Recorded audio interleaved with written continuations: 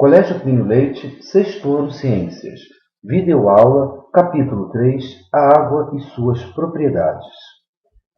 O que você vai aprender? De que a água é feita, os estados físicos da água e as propriedades físicas e características da água. Essa imagem mostra o litoral da Antártida.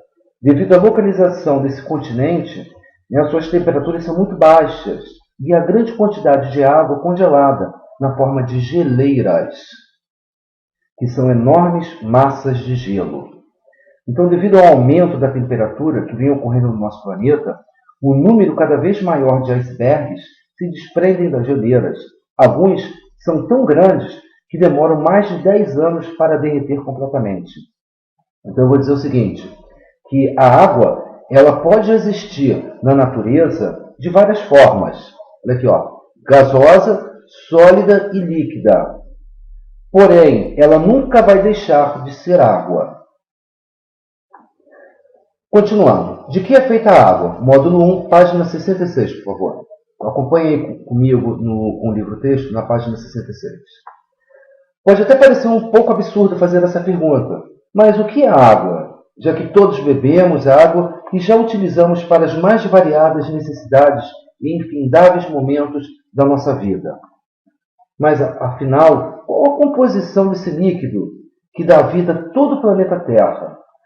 Como visto em sala de aula, o conceito de átomo e de molécula, eu vou dizer o seguinte, a água ela é constituída, basicamente, por 2 átomos de hidrogênio e 1 átomo de oxigênio, formando a molécula H2O. Então, a água no nosso planeta, eu vou encontrar nessas 3 formas aqui, na forma sólida, na forma líquida e na forma gasosa. Mudanças dos estados físicos da água. A água ela pode passar do sólido para o líquido e do líquido ao gasoso, como ela também pode retornar do gasoso para o líquido e do líquido para o sólido, sem deixar de ser água. Então, um exemplo disso está aqui. Quando eu retiro um cubo de gelo do congelador, tá, no ambiente onde a temperatura seja maior, eu vou verificar o seguinte, o cubo de gelo derreteu, olha aqui, virando água líquida, e depois, o que acontece com essa água? Ela evapora, ela vai secar. Na realidade, ela não sumiu, ela só passou de um estado para outro. Então, existem nomes, que representam cada uma dessas mudanças aqui. Vamos analisar, então, esse esquema. Eu tenho aqui um sólido, tenho um líquido e tenho um gás. Vou dizer o seguinte, quando um sólido passa para o estado líquido, eu chamo de fusão. Quando esse líquido agora passa para o estado gasoso, eu vou chamar de vaporização. No próximo slide eu vou falar um pouquinho mais de vaporização. Então, quando um gás ele retorna líquido, eu vou chamar de liquefação ou condensação. Já o líquido, quando retorna a sólido, eu chamo de solidificação. Agora, preste atenção aqui. Eu tenho algumas substâncias que podem passar do sólido diretamente ao estado gasoso, sem passar pelo estado líquido. Então, nesse fenômeno aqui, eu vou chamar de sublimação, a passagem do sólido para o gasoso. Ao contrário, do gasoso para o sólido, eu também chamo de sublimação ou de cristalização. Como tinha dito anteriormente, a vaporização ela pode ocorrer sobre essas 3 formas aqui. Evaporação, ebulição e calefação. Ambas é a passagem do líquido para o estado gasoso. O que vai diferenciar é a velocidade. Por exemplo, a vaporização é quando eu tenho uma roupa molhada, estendo no varal. Depois de um período de tempo, é claro que com a ação dos ventos e da radiação solar, a água da roupa seca. A roupa então ficou seca. O que aconteceu com a água? A água passou lentamente do estado líquido ao estado gasoso. Já a ebulição é a passagem rápida da água. Por exemplo, eu sei que a água, ao nível do mar, por causa da pressão, ela ferve a 100 graus. Então, se eu colocar uma vasilha numa vasilha água e levar ao fogo, e puder colocar um termômetro para medir a temperatura, eu vou ver o seguinte: quando a temperatura atingir da água atingir 100 graus, ela vai começar a passar do estado líquido ao estado gasoso. E a calefação é a passagem muito rápida.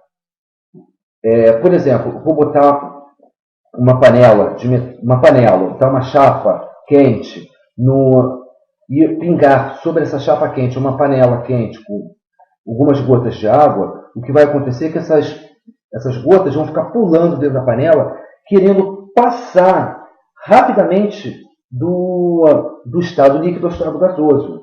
Isso por causa do aumento brusco da temperatura. Tá?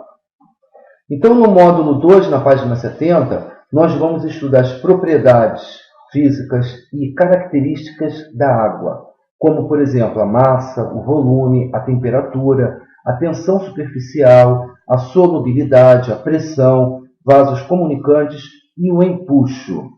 Então vamos lá, nosso estudo, vamos iniciar com a massa. Primeira coisa, o que vem a ser massa? Massa é a quantidade de matéria de um corpo. Mas afinal, o que é matéria? Matéria é tudo aquilo que possui massa e ocupa lugar no espaço. Por exemplo, seu lápis. O seu lápis, ele é matéria, porque tem massa e ocupa lugar no espaço. Então a massa ela pode ser expressa em gramas ou pelos seus múltiplos. E é medida em uma balança. Então esse instrumento que é a balança, ela é utilizada para medir a massa de um corpo. Então quando eu subo numa balança, eu vou medir a minha massa. Eu não vou medir o meu peso, porque massa e peso são coisas diferentes. Nós vamos ver peso mais à frente. Continuando, volume. Então a matéria também possui volume. O volume é o espaço ocupado pela matéria que compõe um corpo ou um objeto. Então dizemos que tanto a massa quanto o volume são propriedades físicas que possibilitam medir a quantidade da matéria de um corpo. E ainda digo o seguinte: o volume ele é calculado em litros, ou então pelos seus múltiplos. No caso aqui, eu tenho uma proveta, que é um instrumento de laboratório, utilizado para medir líquidos. Nesse caso aqui, eu coloquei água. Eu tenho aqui o nível da água. Então, como vocês já viram no laboratório, como se faz a leitura desse menisco aqui. Então, nesse caso aqui, eu coloquei aqui 18 ml de água. Essa proveta tem capacidade para 25 ml de água. Se eu colocar uma bolinha de gude, o que vai acontecer? O nível da água vai subir. Olha só, não é a quantidade da água que vai aumentar, apenas o nível. Porque se eu retiro a bolinha, ela, por causa do volume da bolinha, toda a matéria também possui volume. Então aquele volume ocupou espaço na água, fazendo com que o volume subisse. Temperatura.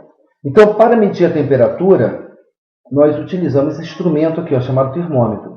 Eu sei que toda matéria apresenta ponto de ebulição e ponto de fusão.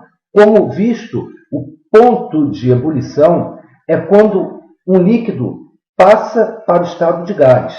E o ponto de fusão é quando um líquido passa ao estado sólido. Então, ao nível do mar, a água ferve a 100 graus Celsius e a água se solidifica a 0 graus Celsius. Então, olha só, eu tenho aqui um recipiente, coloquei um termômetro. Então, o termômetro ele é utilizado para medir a temperatura. Eu não estou medindo aqui o nível da água. Eu estou medindo aqui a temperatura, que está em torno de 20 graus. Tá?